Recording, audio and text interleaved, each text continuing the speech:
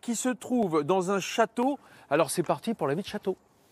Eh bien, cette vie de château, ça pourrait être la vôtre dans ce merveilleux château du XVIIe, tout en granit doré. Pourquoi?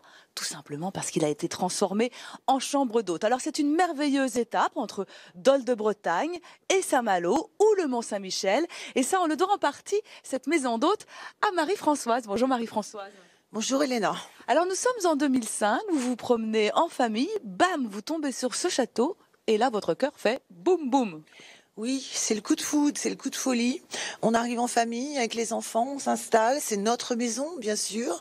Je vais développer l'activité chambre d'hôte, haut de gamme, une belle prestation de qualité. Je vais procéder à des restaurations dans les jardins, je vais les ouvrir largement au public.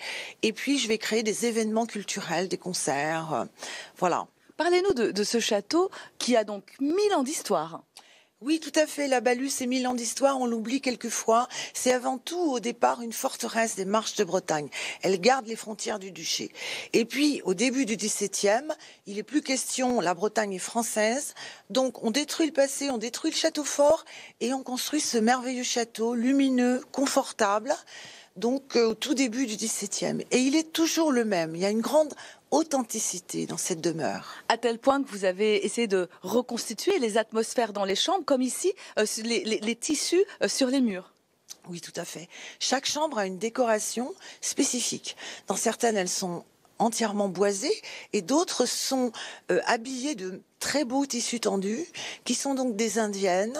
Ces tissus réédités encore en France, mais qui étaient très à la mode au XVIIe, ramenés par les capitaines de navires. C'est souvent des motifs floraux, des guirlandes de fleurs, l'arbre de vie que nous avons devant nous, toute cette symbolique et ces hauts plafonds qui permettent vraiment de les mettre en valeur. Alors ce que je vous propose, c'est rester justement dans ce principe d'art floral, d'arbres merveilleux, en allant visiter le jardin du château, car ici, toutes les chambres sont avec vue. Jardin extraordinaire.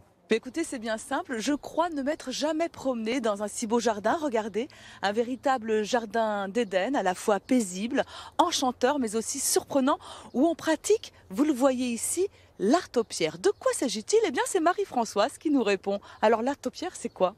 L'art aux pierres, largement présent au château de la Balue, est l'art de tailler et de sculpter les végétaux dans des formes variées, des boules, des cônes, des formes géométriques, parfois des haies très hautes. Et on utilise toutes sortes de végétaux aussi à la Balue. Alors je parle d'un jardin, mais c'est une erreur. On devrait parler des différents jardins avec différentes atmosphères. Oui, sur les terrasses du XVIIe, donc on refait il y a 50 ans un jardin, mais composé, vous l'avez vu devant le château, d'un jardin régulier, formel, qui met en scène le paysage. Et ici, nous sommes dans une autre partie du jardin, une partie labyrinthique, très inspirée des jardins baroques italiens, où on va aller à la découverte de différentes scènes, de différentes ambiances. On va être surpris par des tableaux. Il y a des jeux d'ombre et de lumière. Chaque chambre de verdure a une thématique. C'est un peu un univers merveilleux.